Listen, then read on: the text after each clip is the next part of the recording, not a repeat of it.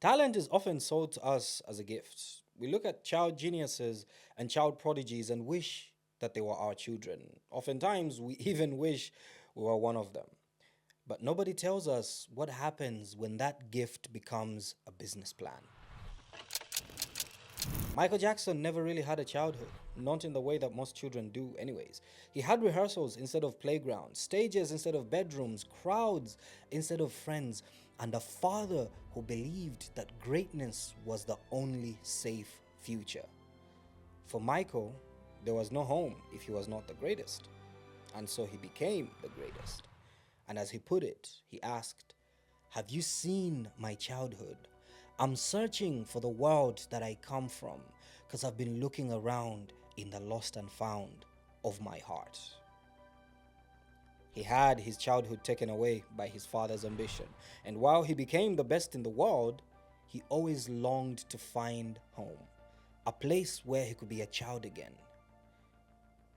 We celebrate the music, we study the legend, and we quietly ignore the cost of growing up while the world is watching and judging a child like an adult. Britney Spears grew up in front of cameras too. She was turned into a sex symbol before she was even ready to know what that meant. And as soon as the world opened up its true self to her, that is when she went out of control. That is when everything was taken from her. And she was judged harshly by the same world that once exploited her young age for their amusement.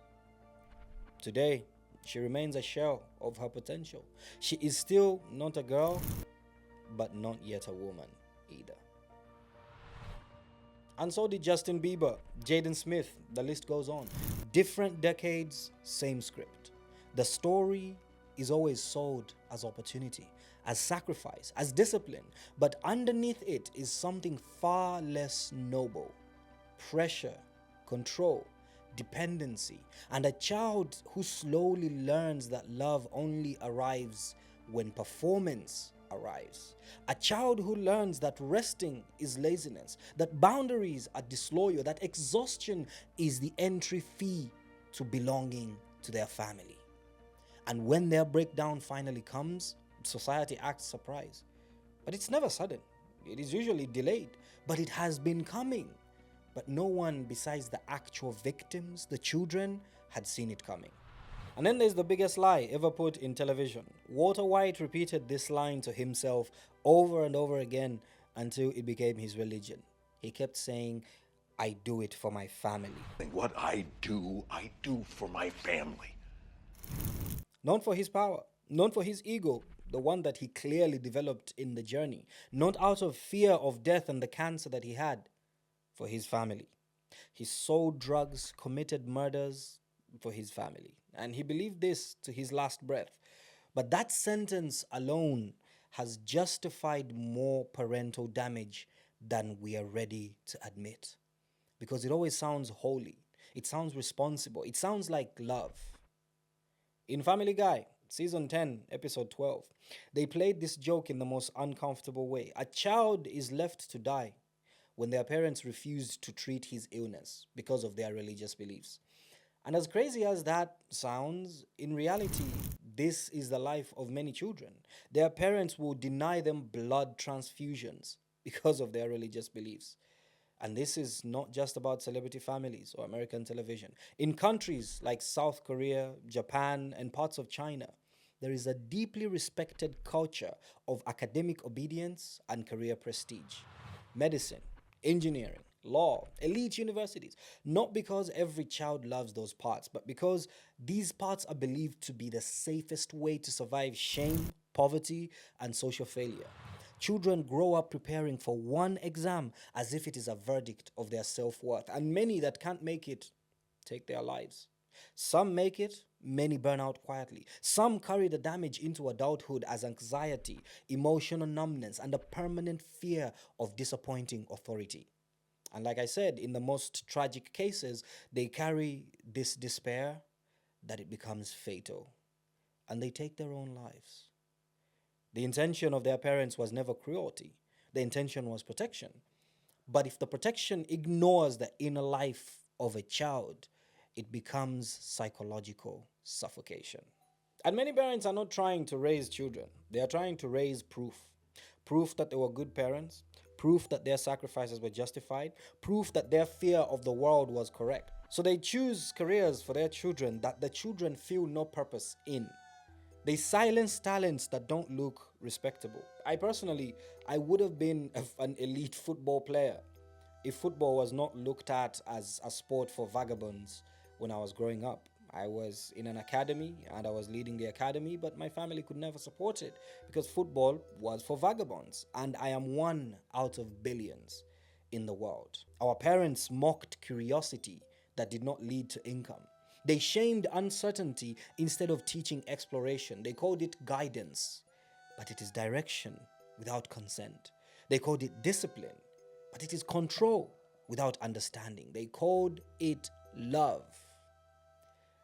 But is it love when it comes with conditions written in invisible ink? No one should ever lie to you that that kind of love is unconditional. The condition is that you remain exactly what they tell you to remain as. If you change even a little, you will be disowned.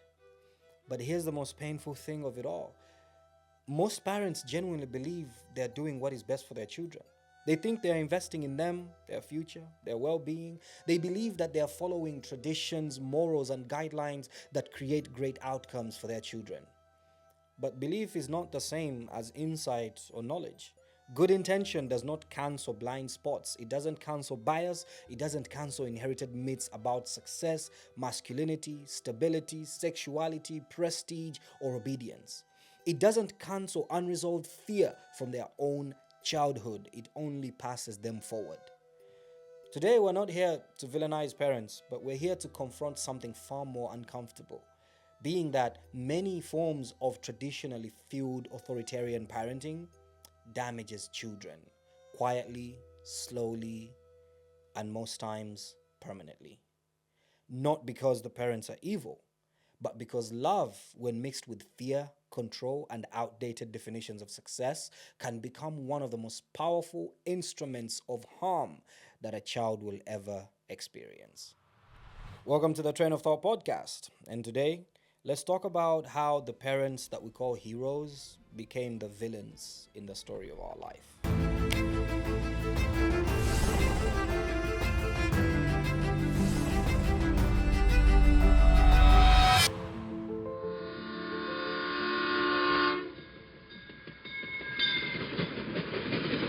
And you would absolutely be a super villain if you have watched this video and reached this far without liking, subscribing, or sharing this video. So like, share, hit the subscribe button and all those buttons as we grow Train of Thought into the biggest podcast.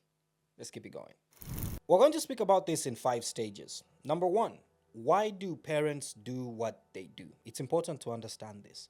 Number 2, what does it do to you as a child? Number 3, when is it good to exercise this authority? But also, number 4, when is a line crossed where this authority becomes dangerous? And finally, as a former child that may have gone through this or are already going through it, how can you recover from it and how can you deal with it? Let's dive in. Number 1, why do parents do this? The truth of the matter is, most controlling parents are not trying to destroy their children. They are trying to save them. When people talk about Michael Jackson, the conversation often circles back to his father, Joe Jackson. He once explained his harsh training and parenting style with a simple idea.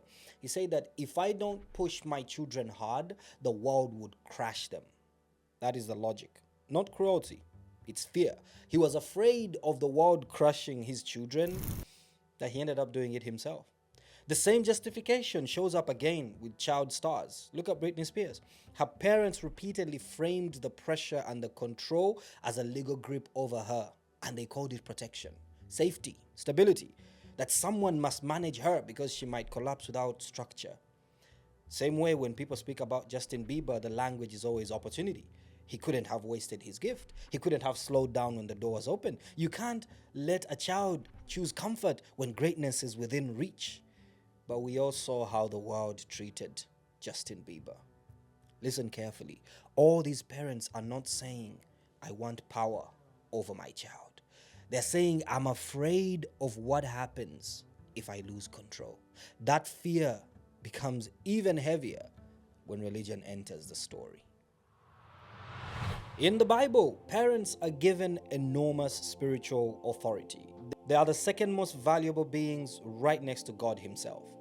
The book of Proverbs teaches that a parent must correct a child firmly and early. You spare the rod, you spoil the child. In Ephesians, children are commanded to obey their parents as an act of obedience to God. In simple terms, obedience to parents becomes tied to obedience to heaven. Islam is not any different. The Quran places extraordinary weight on the status of parents. In the Quran, kindness and obedience to parents is repeatedly paired with worship of God. Disrespecting parents is framed not as a family problem, but as a spiritual failure. Here's a hadith. There's a story that goes, a man named Alqama was very diligent in prayer. He was a strong Muslim. He used to fast and do charity. He was your typical Muslim believer. And then he fell ill and was on his deathbed. He was unable to utter the Shahada. This is the Islamic testimony of faith. And if you don't say it as your last words before you die, you're not going to make it to Jannah, which is the Muslim version of heaven. His wife informed the Prophet Muhammad, who sent his companions to check on the man. It was then discovered that Alqama had chosen his wife over his mother, which caused his mom to be angry with him. The Prophet sent for his mother. She was very old. The mother confirmed that she was angry because Alqama had prioritized his wife over her. The Prophet asked his companions to light the fire right there and then and burn him so that his hell may begin while he's still here. Because as long as he did not get forgiveness from his mother, he was guaranteed hell. The Prophet said, Allah's pleasure depends on the mother's pleasure, and his wrath is concealed in her wrath.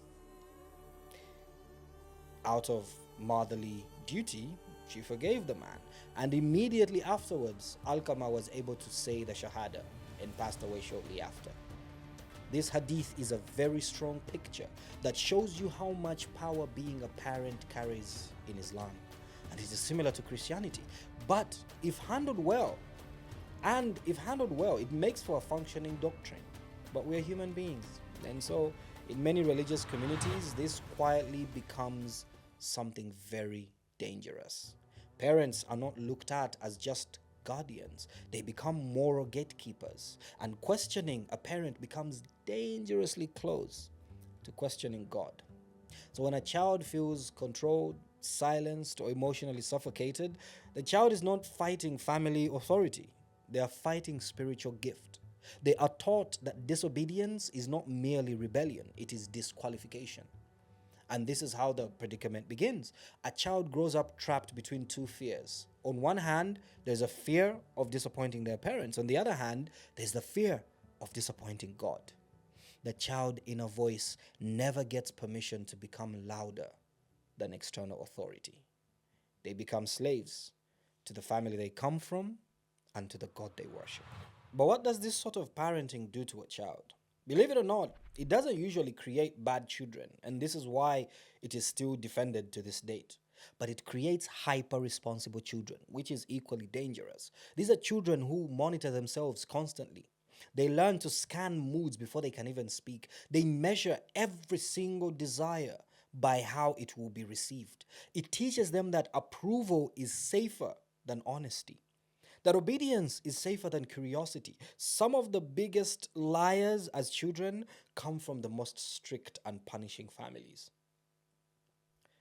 It teaches them that silence is safer than disagreement, and over time, the child loses something far more important than freedom. They lose authorship. They become excellent at living by instructions, but terrible at building their own direction. And as adults, this manifests as chronic overthinking, fear of choosing wrong, guilt when resting, an addiction to validation, an inability to make life decisions without permission from someone else. Many high-achieving adults are not unmotivated. They are deeply afraid of choosing themselves. They were never taught that choosing themselves was even allowed. But that being said, there are situations that require this kind of rigid authority. I need to be clear on that. There are moments when rigid authority is necessary. When a child is in immediate danger, for example, they need rigid authority to survive.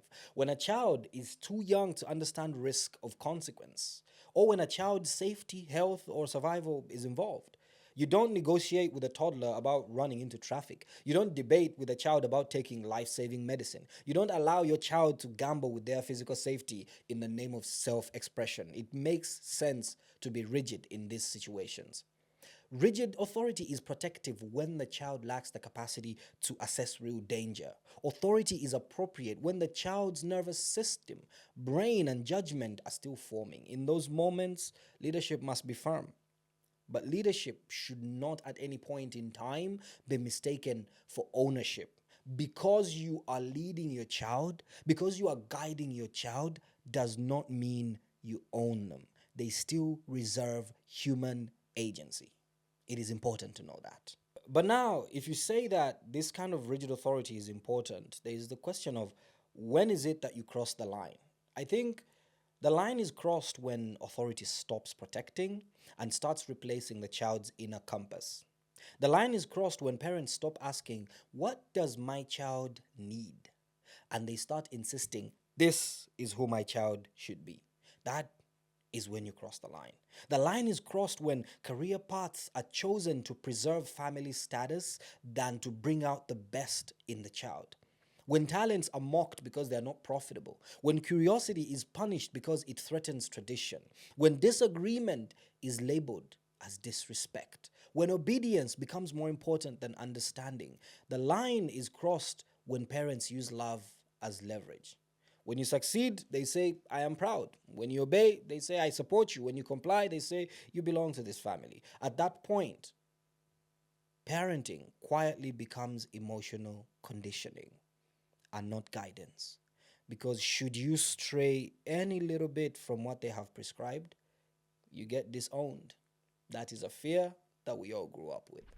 Now, for the former children like myself, who I'm still a child, but I'm a grown man now. But for all of you who lived through this, and for those that are still living in it, well, the question is, what can you actually do? How can you overcome this? How can you wrestle with the childhood that was taken away from you? How can you keep your inner child alive? First and foremost, name the conditioning. Don't name it to blame your parents, but to understand yourself.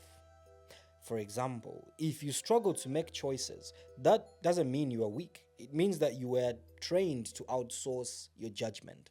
If you struggle to stand up for yourself, it also doesn't mean that you're weak or you are a wuss. It just means that you were taught that standing up for yourself was rude or a form of rebelliousness or disobedience, and then you grew up not being able to do it. This also cuts into a lot of our workplaces where you get squeezed by your boss and you say nothing. You can't even ask for a raise, you can't ask for a salary increase to make ends meet because in your mind that feels like standing up for yourself. So when you have all these feelings, name them, identify the things about you that don't really make sense, but you do them. They are very wired into who you are. Usually those things are the result of your childhood. So it's important to first name them, identify them. And then secondly, separate disappointment from danger. When you disappoint your parents in any way, it doesn't mean you're unsafe. Your nervous system will still react as if it does. And this makes sense. When you were younger, any form of disappointment that came to your parents was given a punishment. Whether you intended it or not, you are punished for it. And so you learn that the moment your parents are disappointed, you are in danger. But this reaction was just learned. It can be unlearned. So you must learn not to think that your parents are angry at you because you have not done something that they expected. And even if they're actually angry, know within your mind that the anger that they're feeling is from their own ego and it has absolutely nothing to do with you. I recommend a book by a good friend of mine. His name is Orezi Mena. It's called Don't Grow Up. I recommend that book very, very, very much. I'm not sure if it has a PDF version, but if it does, I'll link it in the description of this video. It really explores this experience of growing up a lot more. Thirdly, Practice choosing small things without justification. Choose what you wear, how you spend your weekend, what you read, what you enjoy, without necessarily trying to justify it. Be random. I'm learning, and I've learned a lot in my I'm learning and I've learned a lot in my adult life to do a lot of that. I just do random things without having to justify them. I just really exercise my free will. I just do. And what that has done to me is I no longer feel the need in the back of my mind to justify my action. Because authoritarian parenting usually trains you to justify your existence. So if you just start choosing stuff without defense, without having to make sense of it, it usually rewires your mind because it recreates your moral agency inside of you. And over time, you start deciding purely based off of what you want and not based off of what you want to justify. And I think once you hit that point, it is the most freeing experience of your life. And then number four, redefine honor. You can honor your parents' sacrifices without repeating their fears. Honor doesn't require self erasure. Keep respecting your parents, but don't do what you don't want to do just because you're afraid of them. We tend to think that honoring our parents means doing whatever the hell they want, but that's not true. I can still do whatever the hell I want, even if my parents don't like it, but I still honor them and I still have respect for them. Usually, a lot of the things that you want to do won't fit with who you are anyways, right? So why do the ones that you don't want just because they're going to fit with what your parents want? They've lived their life. You have to live yours. If you're 30 years old today, chances are your parents are in their 50s or 60s. Based off of life expectancies, they have maybe 20, 30 years to go and they'll be gone. You have 60 more years to go on this planet. Are you going to spend most of that living for them? Is that a good life to live? Once you have that perspective, I think it helps you start to decide for yourself a lot more. And finally, build a safe space where you don't perform. This can be a relationship, this can be a therapist, this can be a journal, this can be a creative outlet, this could be a room in your life where your worth is not tied to achievement, where you're just yourself, where you express yourself fully. It could be in any medium, in any form, just a place where you're not performing, you're not trying to impress anybody, you're not trying to match up with anything, you are just yourself. Find or create that space. And finally, you must know, this is the most important part. You are allowed to renegotiate a life that was designed for you before you had language. You are not betraying your parents by choosing alignment. You are correcting a system that never taught you how to belong to yourself. This conversation was not about hating parents. It is about recognizing that love, when mixed with fear, religious pressure, and inherited myths about success, can quietly harm children in irreversible ways. We are not here to destroy tradition. We are here to rescue children from carrying the dangerous results of it blindly. We're here to end generational trauma. We're here to put a period to the sentences that were pronounced over our heads the day we were born. My name is Hertz Fauzan, and I remain your loyal and humble conductor on the train of thought. This episode is directed by Latifa, edited by Akura and Zaidan, and produced by Wole Ogiden, with a special thanks from the Train of Thought team. From all of us to you, I'll see you on the next train.